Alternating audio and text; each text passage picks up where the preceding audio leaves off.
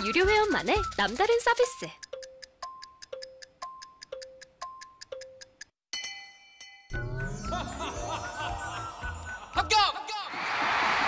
합격하고 돈도 받는 혜택. 오직 에듀윌 유료 회원에게만. 무료 합격!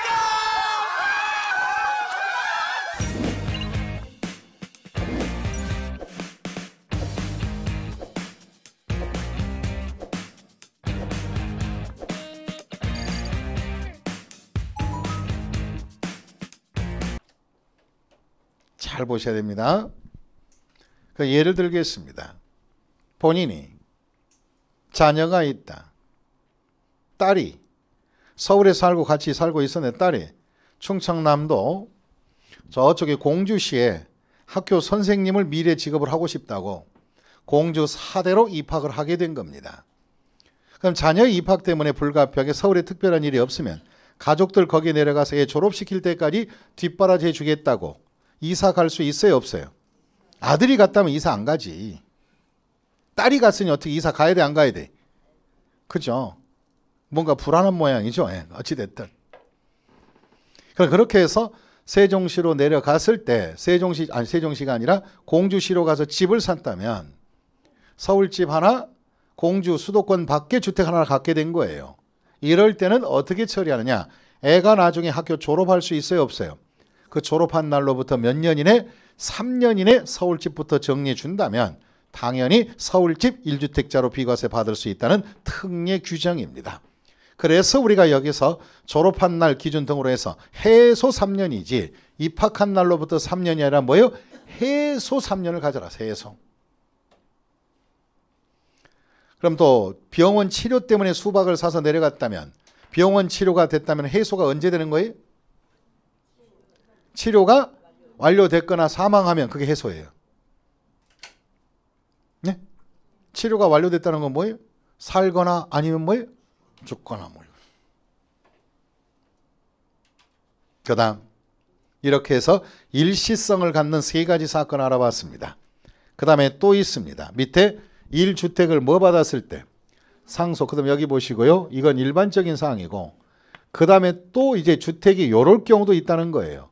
집을 한 채를 뭘 받았다? 상속을 받을 경우가 있죠. 그래서 상속받아 2주택이 되면 비과세 요건을 갖춘 주택은 언제라도 좋으니까 연수 제한을 태클을 걸지는 않겠다. 상속받은 주택을 파는 것이 아니라 먼저 상속 이전에 갖고 있는 이 집을 판다면 언제라도 좋으니까 순서만 이것만 먼저 팔아달라. 그러면 상속받은 주택은 주택으로 안 보겠다 이 소리입니다. 그래서 거기 보시면 뭐로 나와 있느냐. 1주택의 상속을 상속받아 2주택이 된 경우는 상속 개시전 소유한 뭘 팔아준다면 일반 주택을 처분한다면 당연히 비과세 받을 수 있는 1주택으로 특례를 주겠다 이 뜻입니다. 그 다음에 밑에 칸에 보면 존속봉양과 혼인이 나와 있습니다. 이건 세대 합가라는 것이죠. 합가. 그런 칠판 보시고요. 집가진 자와 집가진 자 간의 세대를 합가로 또 될 수가 있어요. 이건 몰아서 하겠습니다. 합가라고. 그럼 여기서 합가라고 하는 것은 첫째, 바로 뭐냐? 세대 합가는 존속봉양을 목적으로 합칠 수 있어요. 아버님 이제 연로하시니까 집으로 오시죠. 같이 자식과 살아요. 그렇게 아들은 얘기하면 그 다음날 그 아들은 바로 며느리 때문에 눈탱이 밤탱이 되면 안 돼요. 그 다음날. 예? 되지요? 내가 어떤 집을 봤어요. 아버님 이제 바로 아버지 이제 우리 집에 같이 살아요. 그 말을 전화를 듣고 있다. 그 다음날 눈이 부어져 있더라고요. 예. 남편께서. 근데 또 어떤 바로 또 집은 또 따로 있더라고요. 어떤 집 뭐냐. 장모님 여기 연로하시니까 이제 저희와 함께 살아요 했더니 그 다음날 얼굴이 뽀송뽀송해져 있더라고요. 예. 왜 그런지 모르겠어요. 자, 그동안 존속은 장모도 포함된다 이 소리입니다. 예? 장인 장모. 그래서 세대를 합가했습니다. 집이 두 채가 됐습니다. 이럴 때 어느 집으로 합치든 상관이 없어요. 아들네로 가든 아버지로 가든. 그럼 둘 중에 이제 한 집이 비어 안 비어? 비죠. 그럼 이제 어느 집이나 둘 중에 하나 뭐 세대 합간 날부터 10년 이내 정리해 주면 둘 중에 하나 선택하면 돼요. 투투 요건 아무거나 갖춘 것들. 비과세 받을 요건을 갖춘 아무 집이나 먼저 정리해 주면 10년 이내 하나 정리 기간을 주겠다. 존속봉양은 10년입니다. 그 대신에 존속봉양을 해서 10년 이내 정리하면 되는데 문제가 되는 것이 존속이 아버지께서 갖고 있는 주택이 한마디로 주택금융공사 등의 기준금융공사 같은데 금융기관의 역모기지 주택을 활용하고 계셨다. 역모기지 주택은 또 학개론 시간에 배울 거예요. 역모기지 주택 아시죠? 그런 주택을 활용하고 계셨다면 그럼 모기지 주택의 아버님 집과 그 다음에 본인의 주택을 합쳤었다면 그런 경우에 이것도 역시 세대 합가로 인정하되 모기지 주택을 가진 존속과 세대를 합쳤을 때는 10년이라는 시간에 태클을 걸지 않겠다. 언제라도 먼저 팔면 비과세가 된다. 아무거나. 그 대신에 영모기지 주택은 왜 이렇게 10년이라는 기간에 태클을 걸지 않느냐. 모기지 주택의 활용 자체가 최저가 몇 년인데 10년 이상의 바로 뭐예요? 돈 바로 미리 갖다 생활비 쓰면서 나중에 팔 건데 이 모기지 기간이 10년이 넘기 때문에 아버님 주택을 판다면 10년 이후에 팔 수밖에 없기 때문에 이런 경우 10년 이내에 꼭 팔아야 된다는 기본의 옵션이 있다 없다? 없다 이 소리입니다. 그럼 전속봉양은 어떤 것인지 성격에 따라서 일반주택의 전속봉양이 일반주택과 일반주택에 합칠 때는 바로 몇 년 이내에 정리하고 10년. 그 다음에 역모기지 주택의 전속과 합쳤을 때는 몇 년? 기간은 필요 있다 없다? 없다. 둘 중에 아무거나 먼저 정리하면 됩니다. 그 다음에 혼인입니다. 좋은 일이지. 혼인한 다음에 이주택이 되는 것이 아니라 혼인 전의 말입니다. 신부도 집 한 채를 갖고 있고 신랑도 집이 갖고 있는 상태에서 혼인으로 졸지 주택이 바로 됐습니다. 두 채가 된 거예요. 그럼 신랑 집이든 신부 집이든 혼인한 날로부터 몇 년 이내만 5년 이내 요건을 갖춘 바로 주택을 팔아준다면 일단은 혼인에 의한 특례를 받을 수 있다. 혼인은 몇 년의 시간을 준다? 5년. 그럼 잠깐 여기서 또 우리가 판단할 게 뭐냐. 어떤 것은 10년이고 어떤 것은 5년이고 어떤 것은 3년 이렇게 돼 있어요. 지금까지 배운 것은 일반적인 게 3년이었죠. 일시적. 그죠? 그 다음 수박 산 것도 3년이죠. 그런 것들은 전부 다 원인이 사적인 이유여서 그래요. 개인의 이유라고 그게. 하지만 아까 우리가 행정수도 이제는 공적 사유잖아요. 5년을 가는 거예요. 그 다음에 존속봉양은 몇 년 돼 있어요? 10년이니까 그것은 뭐냐? 존속은 바로 천륜에 관계되는 일이에요. 옛날 같은 경우는 보통 존속봉양하면 주로 5년 이내 많이 돌아가셨걸랑요. 근데 요즘은 끝까지 살아 안 살아. 살다 보니까 기간을 넉넉히 주자 그래서 연장해 주는 것이고 이건 바로 국가의 윤리적 정책적인 특례지요. 그 다음에 또 이제 혼인은 원래 사적인 이유에 공적인 이유예요. 절대 혼인은 사적인 사유가 되지 않았습니다. 이제 옛날에 혼인은 사적인 원인에 의한 혼인이지만 이제 바로 국가에서 적극 권장을 해야 되고 국책 사업으로 산하의 혼인 규정을 만들어야 돼요. 이해하셨습니까? 혼인 큰일 났죠. 농촌 총각들은 가고 싶어도 못 가고 도시 총각은 뭐예요? 예? 첫째, 능력이 없어서 안 갈락하고 가고 싶어도 능력이 있으면 혼자 사는 게 편하고 큰일 났어 이제. 이거 혼인을 정책적으로 밀어줘야 될 텐데 국가에서 빨리 이런 제도를 만들어야 돼. 25세 이전에 결혼하면 25평 주고 20년 무상임대 애 성년이 될 때까지. 근데 조건을 걸어야 돼. 최소한 아이 3명 이상 출산해 줄 것. 뭐예요? 최악이야? 그럼 2명까지만 해요. 2명까지. 그런 조건이라면 결혼할 신랑 신부들이 많을까 안 많을까? 에? 있을 수도 하겠지. 마땅히 살 집이 없어 결혼 못할 친구들이 많잖아요. 그런 게. 그래서 혼인에 대한 정책적인 게 좀 필요한 것도 같아 이게. 예. 제가 혹시 정권을 잡게 되는 날 근데 잡을 수 없으니 틀렸고 안 틀렸고 이런 정책은 안 되겠지. 아니면 옵션을 따로 거는 거야. 30세 이전에 결혼하면 국가에서 무상임대 25평짜리 30년간 무상임대 단 자녀 출산을 뭐예요? 3명 정도를 기본으로 한다. 만약에 2명 했을 때는 몇 프로 해서 임대료 받겠다 이렇게. 입양 안 됨, 실제 출산이 요함 뭐 이렇게. 그렇게 해서 적극적 권장해야 돼. 그 대신에 또 그렇다면 30, 또 50대 아저씨가 오면 곤란하겠지만 저는 그런 정책이 필요합니다. 빨리빨리 시켜야 돼. 혼인은 국가 정책으로 보고 몇 년 이내 정리하라. 5년. 그 다음에 그 밑에 문화재 주택이 있습니다. 이 문화재 주택은 특별 관리받는 주택이라는 것이 문화재 주택. 여기 보시고요. 저 집 8주택 말고 또 주택이 있는데 이 주택이 무슨 주택이다? 문화재로 등록된 주택이다. 문화재.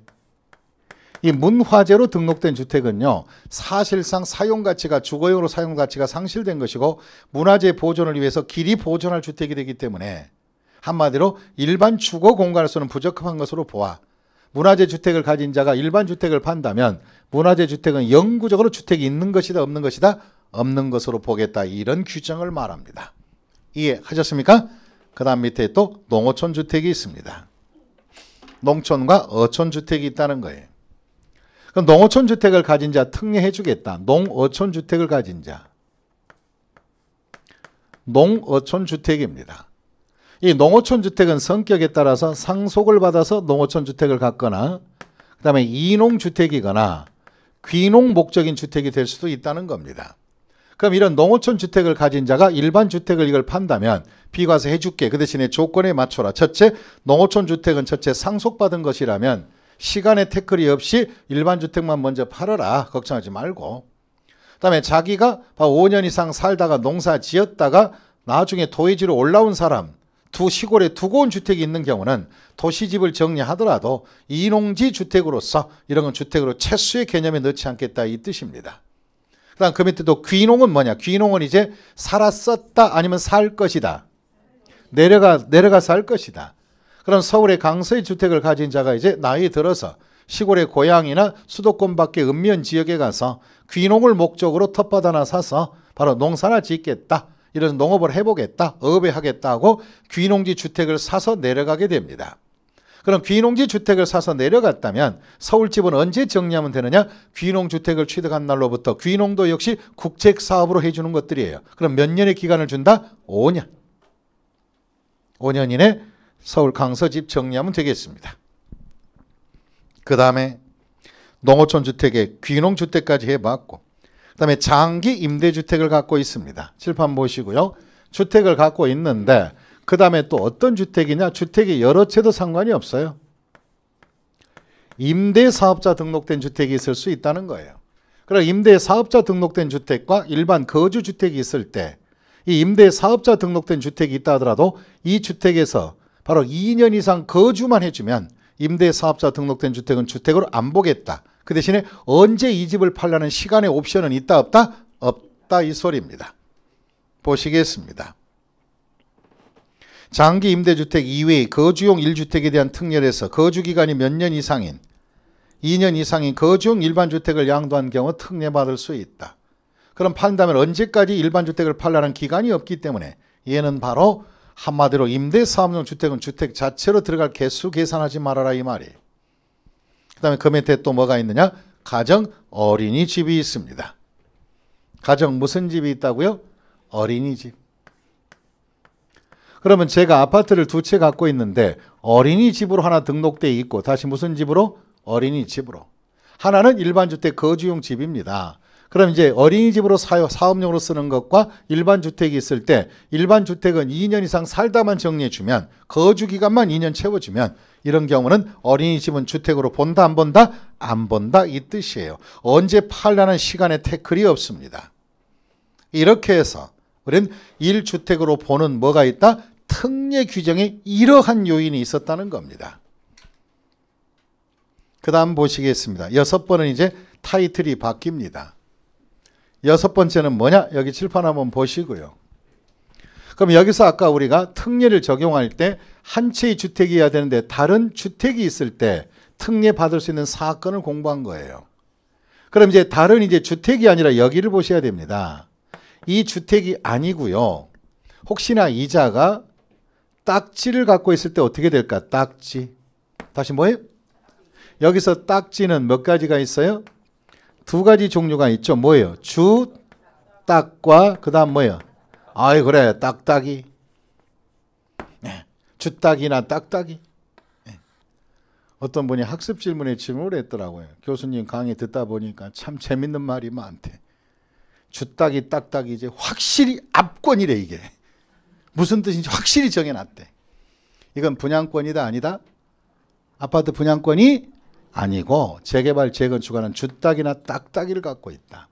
그럼 이것은 집입니까? 권리증입니까? 이게 권리증이죠. 권리증 종이 쪽지죠 이게.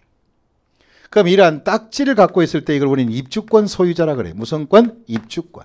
그럼 잘 보세요. 이제 자, 투나 투투 요건을 갖춘 주택을 팔기 전에 이제 주택이 있는 것이 아니라 딱딱이나 주따기를 갖고 있는 사람은 어떻게 될까? 그러면 주택을 팔 때는 요 입주권은 자기가 팔릴 때는 권리증이지만 원칙이 권리증이지만 요 입주권을 가진 자가 저 주택을 팔 때는 요 입주권은 1주택으로 다시 무슨 주택으로? 1주택으로 간주합니다. 그러면 결론은 딱지 가진 자가 일반 주택을 팔게 되면 몇 채 가진 것이 되므로 두 채가 되므로 저건 비과세 받을 수 있다 없다? 없다. 이것이 원칙이란 말입니다. 그러나 1주택으로 간주받을지라도 요 입주권을 갖게 되더라도 저 집을 팔 때 저 집 파는 거에 딱지 파는 게 아니고요. 저 주택을 팔 때 입주권 가진 자에 대한 특례가 있다. 뭐가 있다? 특례. 이때 특례는 주택 가진 거에 준용해서 들어가면 됩니다. 그럼 정리해 보겠습니다. 정리합니다. 첫째, 1주택을 가진 자가 입주권을 하나 샀대. 일반적으로 살 수 있죠. 살 수 있죠? 1주택을 가진 자가 입주권 주택을 산 것이 아니라 일반 주택을 살 수 있죠. 살 수 있잖아요. 그럼 기본적으로 이 입주권을 샀을 때는 이 주택을 아까 했던 것처럼 3년 이내 정리해 주면 몇 년 이내? 이 주택 비과세 해줄게. 됐습니까? 또 응용해 보겠습니다. 이 주택을 가진 자가 상속으로 다시 뭐로? 상속으로 입주권을 받았대. 그럼 입주권 가진 자가 상속받은 입주권이 있고 이 주택이 있다면 이 주택은 바로 먼저 팔면 뭐 해주겠다? 비과세 해주겠다. 주택으로 안 쳐주겠다 이거지. 이것이 바로 입주권 가진 자의 특례입니다. 또 세대 합가를 한번 예를 들어볼까요? 똑같은 규정이에요 이게. 같은 규정이라고요. 그럼 세대 합가 볼까요? 자, 결혼하기 전에 혼인으로 얘기할게요. 바로 신랑은 집 한 채 갖고 있고 신부는 입주권 가질 수도 있죠. 그럴 때도 혼인한 날로부터 몇 년 이내 5년 이내 뭐를 정리하면 집 정리해 준 비과세 해줄게. 이것이 바로 입주권 가진 자에 대한 특례 규정이에요. 이런 입주권 가진 자의 특례 규정은 이제 후일에 기본서하에서 심화반에 가서 정리하고 오늘은 집 가진 자의 특례만 기준 잡아주면 됩니다. 그 다음에 이제 7번 가보겠습니다. 이 7번은 이거 말하는 겁니다. 여기 한번 보시고요.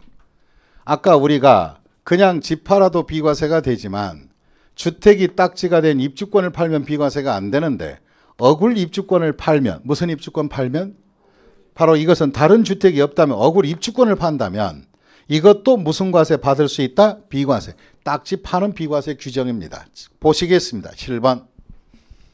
법정 요건을 갖춘 입주권 양도할 때 1주택으로 보는 특례 나와 있습니다. 보니까 입주권으로 뭐 된 주택? 전환이 된 주택이다. 그래서 위에 첫 번째 가면 다른 주택이 없고 그거 하나밖에 없다면 비과세 요건을 갖춘 입주권을 양도한다면 1세대 1주택으로 간주해서 비과세 처리해 줄게. 그 다음 혹시나 어굴 입주권과 다른 주택을 또 가졌다면 이런 경우는 다른 주택을 취득한 날로부터 몇 년 이내 3년 이내 어굴 입주권을 정리한다면 이것 또한 일시성을 인정해서 비과세 받을 수 있다. 이런 취지로 보는 거예요. 여기까지가 모든 비과세까지 해서 양도소득세가 다 종결이 됩니다. 그런 기둥과 기초적인 작업이 다 끝난 것이고 이제 다음 주부터는 우리가 기본서를 가지고 수업을 또 준비해야 됩니다. 기본서는 받으셨죠? 네, 꽤 두꺼울 거예요. 이 두꺼움은 책이 분량이 많은 것이 아니라 전체 줄기에 대한 세부적인 디테일한 부연 설명이 많아서 많이 보이죠. 하지만 그게 많은 거 아니에요. 지금까지 배웠던 기둥은 다 똑같습니다. 이해하셨습니까? 거기서 살이 좀 들어가고 예상 문제도 좀 있고 하다 보니까 분량이 커진 거니까 분량에 대한 부담을 느끼지 마시고 그 분량의 부담이 느끼시면요. 그냥 베고 자세요. 이렇게 책을. 그럼 공부가 서력서력 들어와요. 책은 공부는 하지 않더라도 책장에 꽂아놓고 그 제목만 읽어도 연상이 된다는 걸 참고하셔야 돼요. 항상 눈으로 보고 항상 책장에 꽂아놓고 학계론이 공부 안 된다 그러면 뭘 쳐다봐? 학계론 책 보고 계속 그것만 봐보세요. 그럼 안에 있는 내용들이 튀어나와 안 튀어나와? 튀어나와요. 자동으로 튀어나와요. 그러니까 눈을 떼지 마라 이 뜻입니다. 잠시 후에 오늘 배웠던 내용의 정리에 들어가겠습니다. 자, 이제 마지막 PPT 제8주차 종강으로 들어갑니다. 이제 양도소득세 2부인데요. 먼저 우리가 과거에 공부했던 걸 좀 연상해 보자고요. 양도소득세 과세표준 계산 과정이 어떠했을까? 양필, 차장, 속이 3가지 나온 거예요 이게. 그래서 양도가에서 필용비 빼서 장특공제 해달라. 뭐 장특공제야 3년 이상 장기 보유한 등기된 것을 위주로 해서 부동산 토지 건물 하되 주딱이나 이건 공제받을 수 있었다. 그다음에 소득금액이 나오면 기본공제, 소득자 소득별로 각각 250만 원 한도로 공제하면 과세 표준이 나옵니다. 그럼 과표가 나왔을 때 이제 그룹별로 묶어야죠. 소득별로 이제 합산해 봐야 됩니다. 첫째, 세금 신고할 때 부동산에 관한 자산이라 그래서 부동산 관련 토지 건물 권리 기타 자산에 양도소득 금액을 일단 금액을 쓰셔야 되고 신고서에다가 그 대신에 이 부동산 관련 자산은 국내 소득과 국외를 구분해서 써줘야 됩니다. 합치면 안 됩니다. 그다음에 주식 및 출자 지분은 국내 국외 포함해서 그다음에 파생상품 양도소득 금액 이렇게 해서 1, 2, 3, 3가지로 구분하여 소득을 계산해라. 그 다음에 소득을 계산함에 있어서 1번 그룹에서 마이너스 된 것은 2번 그룹에서 뺄 수 있고 없고 3번에도 뺄 수가 없는 것이다. 그래서 끼리끼리 까는 것이지 다른 이질적인 자산과 결손은 통산할 수 있다 없다? 없다. 그래서 소득별로 하는 것이지 다른 소득에서는 통산할 수 없다. 이것을 배웠습니다. 그 다음에 또 바로 장기부의 특별공제가 있었다는 거죠. 이 장특공제 적용 대상은 국내 토지 건물이고 주택조합원 입주권으로서 조합원으로부터 취득한 딱딱이는 장특공제가 안 됩니다. 그 다음에 적용 배제가 있다. 3년 미만 바로 보유한 토지나 건물이나 입주권들, 미등기나 국외자산들, 1세대 2주택 이상인 자가 양도한 조정지역 안의 주택은 적용을 배제한다 이 뜻입니다. 그럼 공제액은 어떻게 되는 거냐? 양도차익에서 보유기간별 무슨 보유, 장기보유 특별 공제를 해주겠다. 그럼 보유기간의 공제는 얼마나 됩니까? 일반 부동산이야 3년 이상부터 매 1년당 2%에서 맥심 30% 할 것이고 또 거주자 우리나라에 주소가 있는 자가 과세되는 1세대 1주택은 2년 이상 거주 사실만 확인했다면 1세대 1주택이 양도소득세 내는 것들은 그만큼 공제를 높이 해서 1년당 8% 해서 한도 80%까지 적용해 준다 그랬습니다. 그 다음에 양도소득세 그럼 과세표준 계산 시 기본공제를 하라. 이 기본공제는 어떻게 되는 것인가? 부동산 관련 자산의 양도소득 금액에서 국내 국외가 있다면 국내에서 250만 원, 미등기는 안 됩니다. 국내 것은. 그다음 국외 것은 미등기 포함하여 250을 각각 공제받을 수 있고요. 그다음에 주식 관련 자산의 양도소득 금액은 국내 국외 포함해서 250 마이너스 하고요. 파생 상품도 국내 국외 포함해서 250을 빼면 됩니다. 근데 기본공제를 할 때 국내 자산이 그 250을 빼줄 때 여러 개가 있었다면 기본공제는 순서가 있다. 그 중에서 여러 개 자산이 있었다면 뭔부터 먼저 빼줘라? 먼저 양도한 자산에서 먼저 공제하는 그런 형식을 취해달라 그랬습니다. 그 다음에 5번째 양도소득세 자산별 세율이 있습니다. 자산별 세율 적용할 때 2개 이상이 있을 때는 그 중에 큰 세금을 하면 되겠고 이때 자산별 세율은 어떻게 될까? 내용을 판단해 보겠습니다. 토지, 건물, 부동산에 관한 권리, 기타 부동산 관련 자산인데 주택과 입주권 그리고 비사업용 토지는 따로 뺄게요. 그럼 일반적인 토지, 건물과 부동산에 관한 권리는 원칙은 초과 누진이 64이고 미등기는 몇이다? 70, 1년 미만은 50, 1년 이상 2년 미만은 40 가겠다. 그 다음에 주택이나 분양권이 있는 자가 조정지역 안에 입주권, 즉 바로 조정지역 안에 입주자로 선정된 분양권, 이것은 입주권이 아닙니다. 입주자로 선정된 분양권, 아파트 분양권을 조정지역 안에 분양권을 팔면 원칙이 50이 돼버린다. 이렇게 가버린다. 50 가겠다. 그 대신에 주택이나 분양권이 있는 자가 분양권을 또 양도했을 때를 말하는 겁니다. 그 다음에 기타 자산은 볼 거 없다. 바로 초과 누진 642로 간다. 그런 취지로 보시면 되겠습니다. 그 다음에 주택과 입주권, 즉 주택과 입주권은 어떻게 되느냐? 원칙은 초과 누진 642가 되는 것이고요. 조정지역의 1세대 2주택자 가산 누진은 15에서 52고요. 16에서 52고요. 그 다음에 조정지역의 1세대 3주택부터는 가산 누진 몇이다? 26에 62가 되는 것이고 주택과 입주권도 미등기는 70, 그 다음에 몇 년 미만 보유한 거? 1년 미만 보유한 건 몇으로 간다? 40 간다 이 뜻입니다. 그 다음 비사업용 토지를 보겠습니다. 비사업용 토지는 일반 지역은 16에서 50이 10% 할증하고요. 토지 투기 지역이라면 26에 61호에서 10% 또 올라간다. 또 비사업용 토지도 70이라 미등기는 70이 되는 것이고요. 등기되고 1년 미만 보유한 건 몇이다? 50. 바로 비사업용 토지도 1년 이상 2년 미만은 40으로 가게 될 것입니다. 자, 그렇게 해서 우리가 세율을 정리해 봤고요. 그 다음에 양도소득세 납세 절차를 볼 수 있도록 하겠습니다. 양도소득세의 납세 절차는 거주자는, 다시 누구는? 거주자의 납세지는 주소지나 거소지에서 이루어지는 것이다. 그럼 물건지와 주소지가 다를 경우는 양도소득세 납세지는 주소지 관할 세무서로 한다. 이 취지를 알아두시면 되겠습니다. 그 다음 또 양도소득세는 확정 이전에 미리미리 땡겨 신고하는 예정신고라는 것이 있죠. 예정신고는 부동산 관련 자산은 일반적으로 딴 말이 없을 때는요, 양말 2개 하시면 되겠고요. 대금이 청산이 돼서나 나중에 토지거래 허가가 떨어지는 것들, 대금 청산일 이후에 허가가 떨어진 것들은 토지거래 허가일에 속하는 달말로부터 허말 2개가 되는 것입니다. 또 이제 부담부 증여한 채무인수액은 부양말은 아까 몇 개? 3개 했습니다.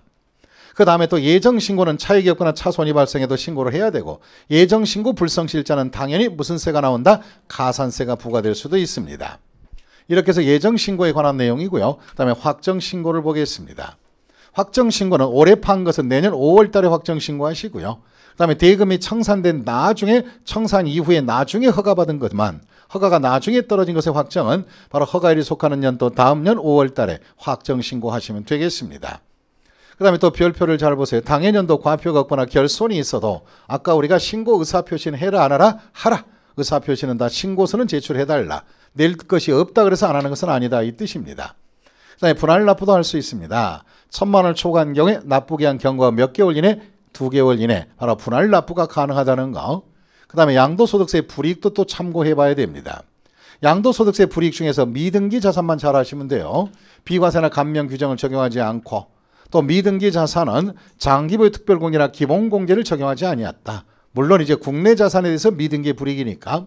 그 다음에 세율 적용할 때 최고 세율은 몇 프로를 간다? 70. 또 기타도 있지만 생략하시고요. 바로 이런 것들이 미등기 자산에 대한 불이익이다 이 뜻입니다. 그리고 양도소득세 비과세는 4가지 사항이 있었죠. 파산 선고 처분과 농지 교환과 분함, 그 다음에 지적 제조사에 관한 특별법 규정에 따라 조정금 받은 거 비과세 줘라. 그 다음에 4번째 1세대 1주택과 딸린 토지에 대한 비과세 규정이 있다고 보시면 되겠습니다. 자, 이렇게 해서 총 정리를 해봤고요. 이제 다음 주부터는 이제 기본서를 가지고 이제 들어가야 될 텐데, 기본과정, 그 다음 진도별에 있어서 중요한 것은 진도별 기초 강의 단원별로 조세총론을 미리 공부해 오시면 이제 기본과정에서 조세총론이 굉장히 쉽고 저 또한 행복하게 수업이 진행이 됩니다. 그러니까 먼저 한번 강의를 듣고 오시는 게 좋습니다. 예, 하셨습니까? 무슨 강의를 들어달라고요? 기초 강의를 먼저 들어주고 같은 단원만 들면 돼요. 다 듣고 오는 게 아니라 조세총론 듣고 그 다음 뭐예요? 그때 와서 조세총론하면 기본 기초와 기본 과정이 같이 병행해서 조금씩 나가주면 훨씬 더 공부가 쉬워집니다. 갑자기 합격의 길이 보여.